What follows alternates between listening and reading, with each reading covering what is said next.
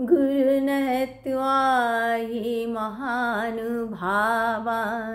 श्रेयभक्तुं भैक्यमपि लोके हत्यार्थकामांस्तु गुरुनिहैव भुञ्जीय भोगान् रुधिर प्रदीकिधान्।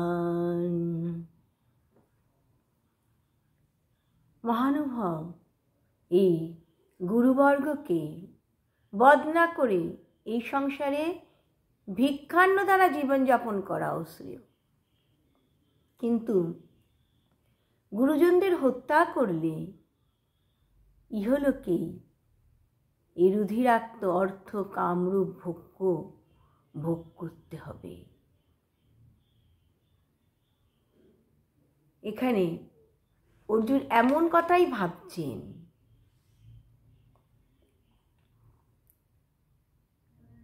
যদি এমন মনে করা হয় যে অর্জুনের রাজ্য লাভের কোনো স্পৃহা নেই বলে অর্জুন যুদ্ধ করতে রাজি হচ্ছেন না, কিন্তু তাহলে জীবনযাত্রা নির্বাহের উপায় কি হবে? সেখানে অর্জুন বলছেন, গুরুজনকে বধ করে তাদের এই রুধির লিপ্ত বিষয় ভোগ করার চেয়ে ভিক্ষান্ন গ্রহণ করা হয় শ্রেয়। আবার তিনি নিজেই বলছেন, যদিও এটা ক্ষত্রিয়ের পক্ষে সমীচীন নয়, নিন্দনীয় কার্য, তাহলেও পরকালে তো অন্তত অমঙ্গল হবে না।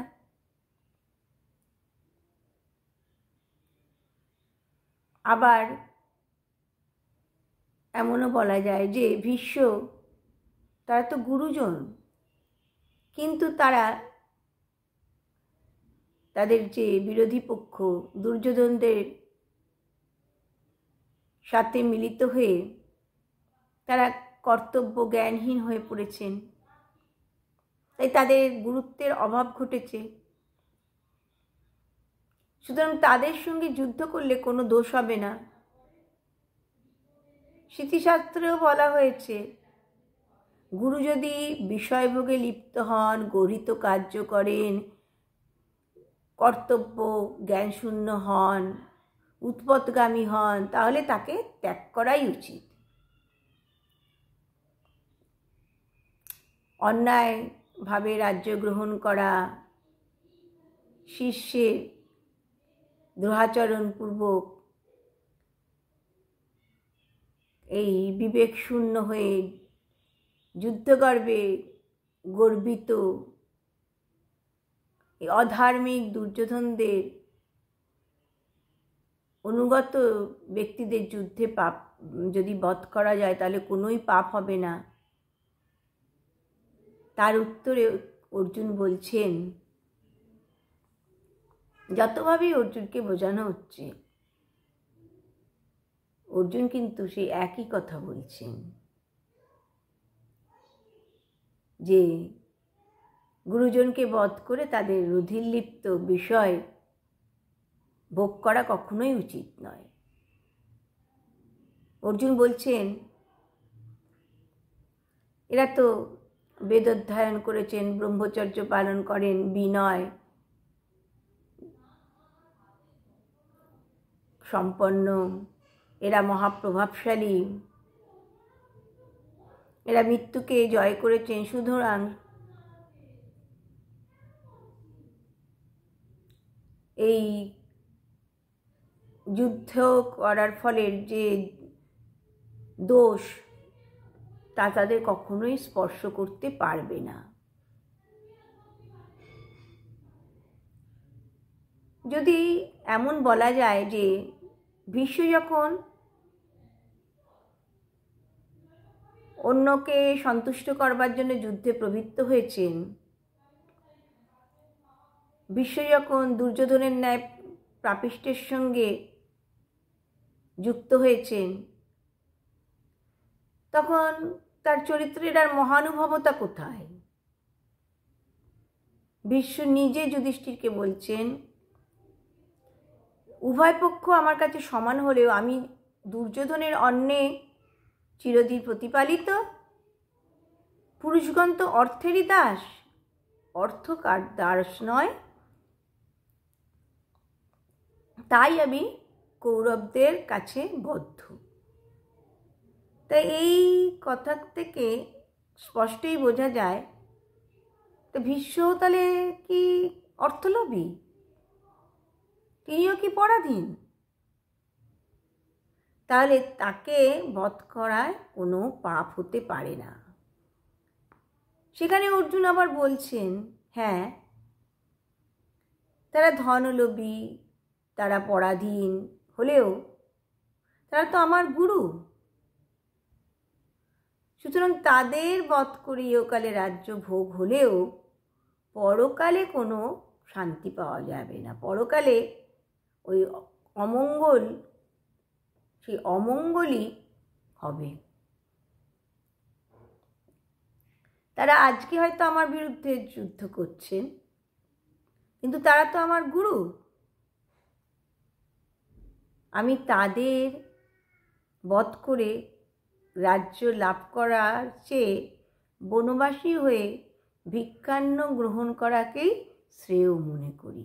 অর্জুন কিছুতেই যুদ্ধ করতে রাজি নন।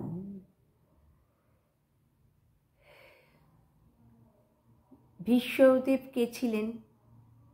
ভীষ্মদেব ছিলেন শান্তনু গঙ্গার পুত্র, তিনি চিরকুমার। তিনি ছিলেন কৃষ্ণ ভক্ত, মহাবীর, জিতেন্দ্রিয়, উদার, সত্যপ্রতিজ্ঞ। জীব যে মৃত্যুর বশীভূত, তিনি সে মৃত্যুকে স্ববশে এনে ইচ্ছা মৃত্যু গ্রহণ করেছিলেন।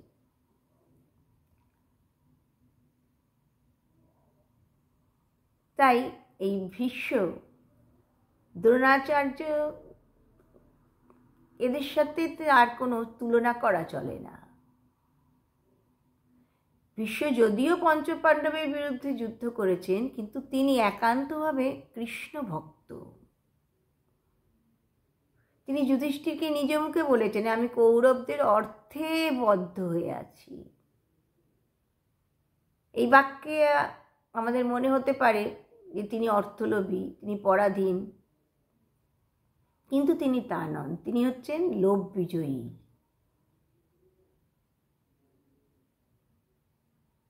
বলছেন, অগ্নি যেমন সর্বভূকেও কোনো দোষের ভাগী হন না, সেই রকম সামর্থ্যবান তেজস্বী পুরুষগণও আপাত দৃষ্টিতে মনে হলেও যে তারা ধর্ম মর্যাদা লঙ্ঘন করেছেন, এমন মনে হলেও সেটা দোষণীয় নয়।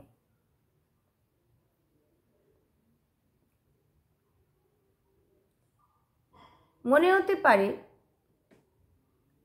ভীষ্মদেব কৌরবদের পক্ষ গ্রহণ করেছেন, তিনি কৌরবদের পক্ষ গ্রহণ করে যুদ্ধ করেছেন, কিন্তু তিনি তো কৃষ্ণ ভক্ত। তাই তিনি কৃষ্ণ ভক্ত হয়ে তার আরাধ্য দেবতার শ্রীঅঙ্গে কি করে তিনি স্বরাঘাত করলেন? এটা কি করে তিনি করতে পারলেন? যখন যুদ্ধে অশ্বের খুরে ধূলি ধূসরিত বিধ্বস্ত ভগবানের শ্রীমুখমণ্ডল, তার কুন্তল রাশি ধর্মজালে যখন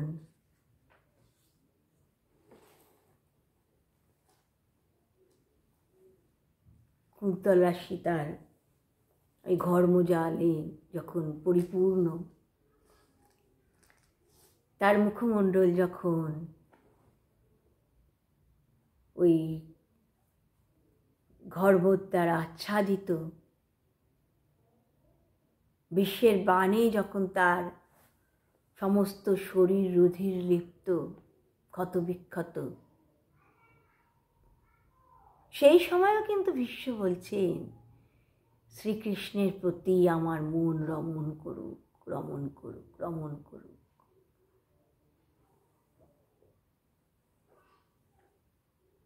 এখানে এমন কথাই বলা হচ্ছে, বিশ্বদেব যেন বলছেন,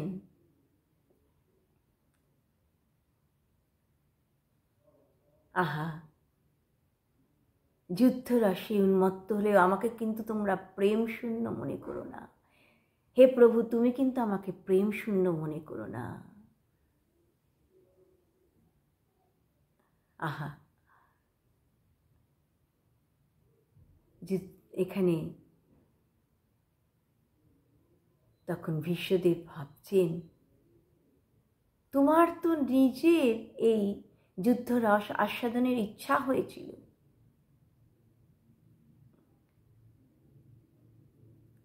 সেই জন্যই তো তুমি এই যুদ্ধে তুমি অর্জুনের সারথি হয়েছ।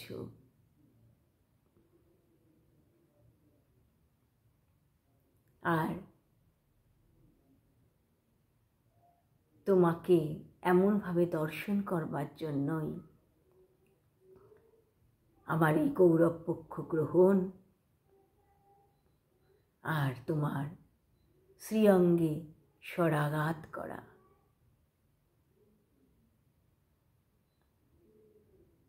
আমরা দেখি কুরুক্ষেত্রের যুদ্ধে ভগবান শ্রীকৃষ্ণ বলেছিলেন, আমি অস্ত্র গ্রহণ করব না, আমি অশস্ত্র থেকে শুধুমাত্র সাহায্য করব, এমন প্রতিজ্ঞা করেছিলেন। কিন্তু ভীষ্ম প্রতিজ্ঞা করেছিলেন ভগবান শ্রীকৃষ্ণকে তিনি অস্ত্র ধারণ করাবেন। তাই ভক্তবৎসল ভগবান নিজের প্রতিজ্ঞা ভঙ্গ করে বিশ্বের প্রতিজ্ঞা রক্ষা করলেন। বিশ্বদেব যে এমনভাবে ভগবানকে দর্শন করতে চেয়েছিলেন,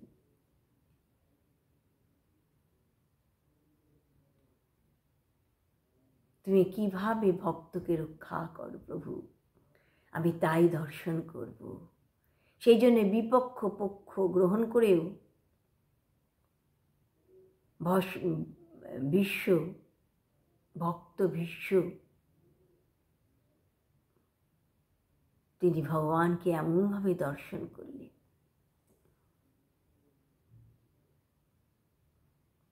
বিশ্বের চরিত্র দুর্গেয়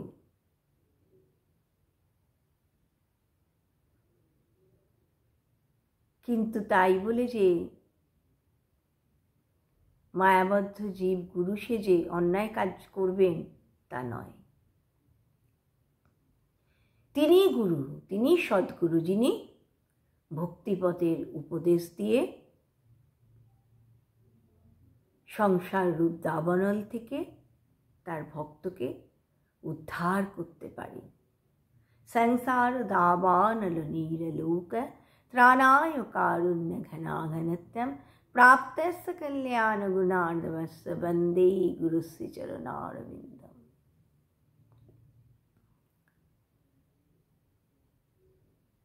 যিনি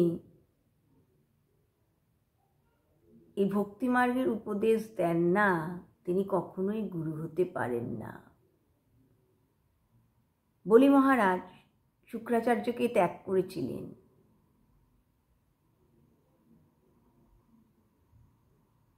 সেটা যেমন উচিত কার্য হয়েছিল, সেই রকম এই রকম গুরুদেবকে ত্যাগ করা উচিত। চিরকুমার ভীষ্ম কাশীরাজের কন্যা অম্বিকাকে তিনি স্বয়ংবর সভায় জয় করলেন। অম্বা আর অম্বালিকাকে নিজ ভ্রাতা বিচিত্রবীর্য ও চিত্রাঙ্গদকে সমর্পণ করলেন। তৃতীয় কন্যা যিনি ছিলেন অম্বিকা, তিনি ভীষ্মকে বরণ করতে চাইলেন, কিন্তু ভীষ্মদেব তো চিরকুমার, তিনি তার প্রার্থনা প্রত্যাখ্যান করলেন। তখন ওই অম্বিকা অত্যন্ত অভিমানী হয়ে তিনি বিশ্বের যিনি অস্ত্রবিদ্যা শিক্ষক সেই পরশুরামের শরণ নিলেন।